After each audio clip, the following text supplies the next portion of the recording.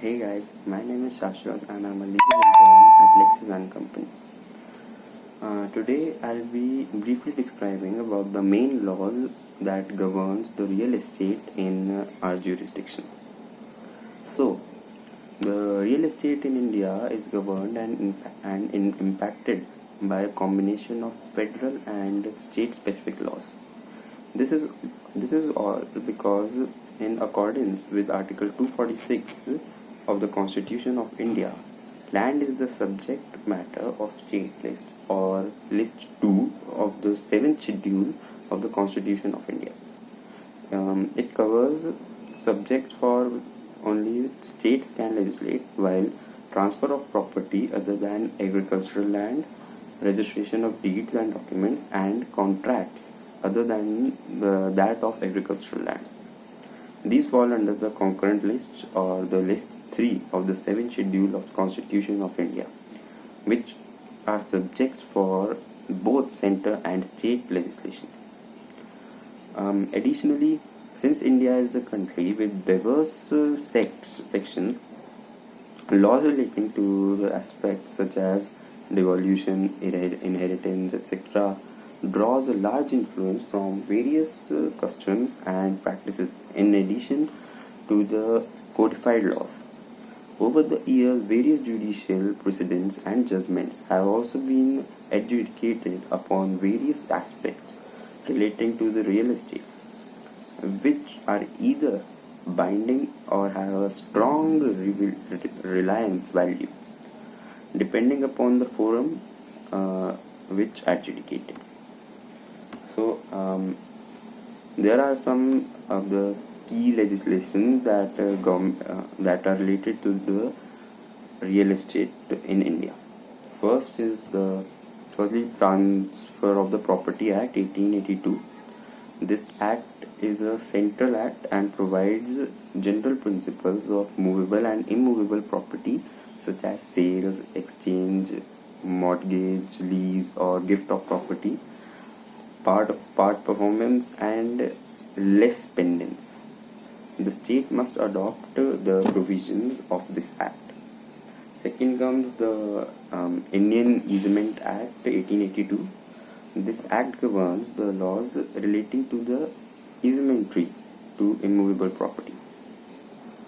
Then thirdly, in 1899 the Registration Act and in 1908 the Indian Stamp Act. These said acts govern laws relating to the payments of stamps duty and requirement for registration of various deeds, documents and instruments relating to the transfer of the interest in immovable property. Then one of the most important act and the most common act, the Indian Contract Act 1872. The Indian Contract Act governs laws related to the contracts in India, including capacity to enter into a contract, execution and implementation thereof, and breach and remedies available to the parties thereto. The chapters and sections of the Transfer of Property Act which relate to the contract shall be taken place as a part of Indian Contract Act 1872. Then there is very important, the land revenue codes. Various states in India have formulated their own land revenue codes which govern laws relating to the agricultural land holding and the land revenue and types of tenancy and matters connected to thereof. The said codes are encapsulated divisions and classes of immovable property in a state, restrictions on the transfer thereto, powers and duties of the revenue officers, regulations and the rules, and also the penalties of the contravening with codes. Then comes the Foreign Exchange Management Act 1999, also known as FEMA. FEMA and regulations pursuant thereto govern to purchase sales of immovable property in India by foreign entities.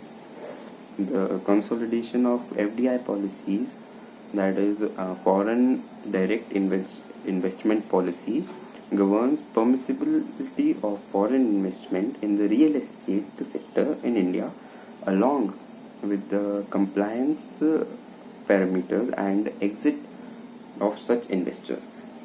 Such foreign investments by the Department of Industrial Policy Promotions, DIPP, the Foreign Investment Promotion Board, FIBP, and the Reserve Bank of India, the RBI. These are the main, one of the most used and most common and most accurate laws or acts relating to the real estate law. So, thank you, and if you like this video, please share and subscribe.